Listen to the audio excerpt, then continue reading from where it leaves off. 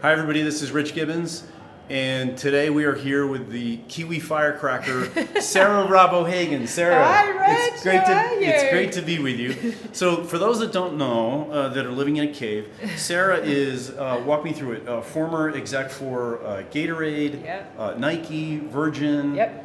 Am I leaving any big ones out? Those are the big ones, and currently the Okay. CEO of Exos. Exos, right. Yep.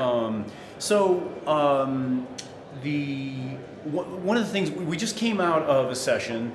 We were in front of a group of, Sarah was in front of a group of event marketers, event pros, and we did a quick Q&A after, and one of the things that I said to the group was, it's so refreshing to have someone of Sarah's accomplishment.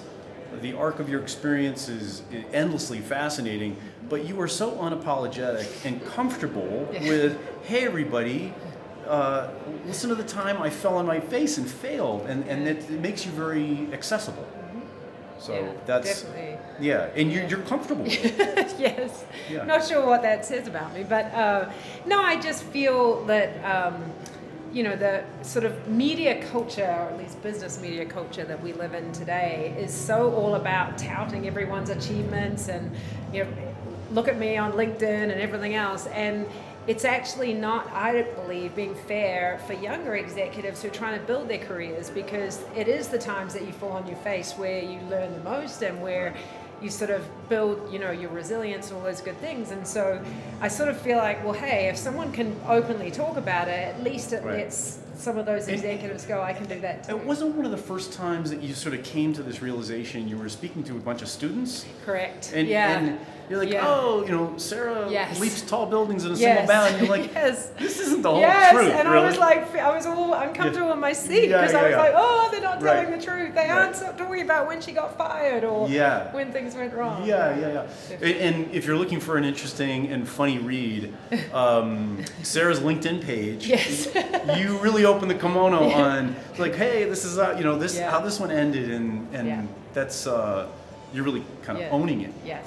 Yes, because I call it my anti-resume, actually, because I think it's also when you're building a career, like, we all have things that go wrong, no matter what. You could even have a bad speech, right? And it wasn't your best performance. But if you kind of, in the moment, like, figure out, okay, what could I have done better? And then take the learning from it and own it and move forward, then you are actually really empowered. And it's funny, people say, oh my God, you put that on your LinkedIn.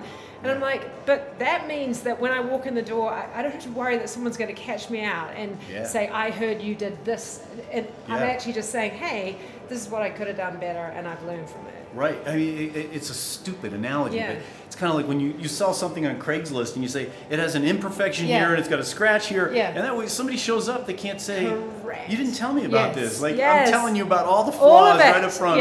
Right up front. So, like when you buy a house and you go through the list, right? Yep. So one of the things that Sarah did in the program was talk about, and one of the closing things we'll do is you tell the viewers about Exos.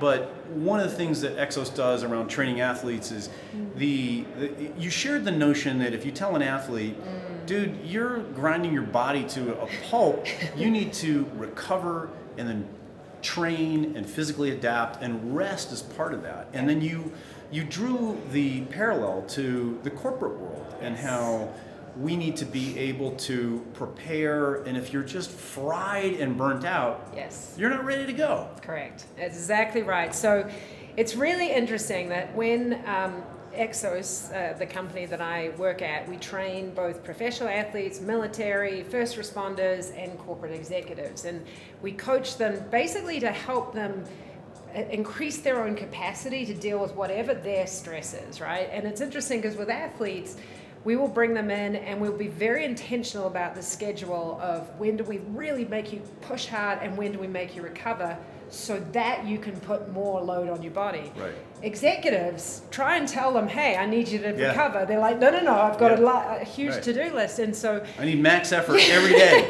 Right. And right now, the biggest topic that you hear about in corporate America is the war on talent. People are exhausted. How do I create an environment that will enable my talent to thrive and, by the way, want to stay with me? And so that's why we've really started to roll out really cool, energizing programs that help people learn about their own well-being, but about the team. How do we work as a team together to help us all kind of build a culture of recovery that enables us to be better executives? Exactly. So we'll land the plane here because Sarah's a busy gal. She's got places to go. But just for those out there that are thinking, wow, Sarah's background's really cool.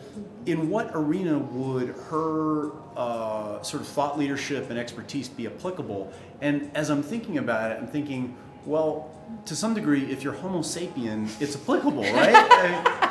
Yes. Yeah. No, it's true. But I mean, I grew up, as a marketer. That's probably first and foremost as someone who studied consumer behavior. But in many respects now as a CEO, that's employee behavior. It's human behavior. And I do think that my favorite kind of talks, I guess, are they often say to me, we want you to be the opener or the closer, like fire them up.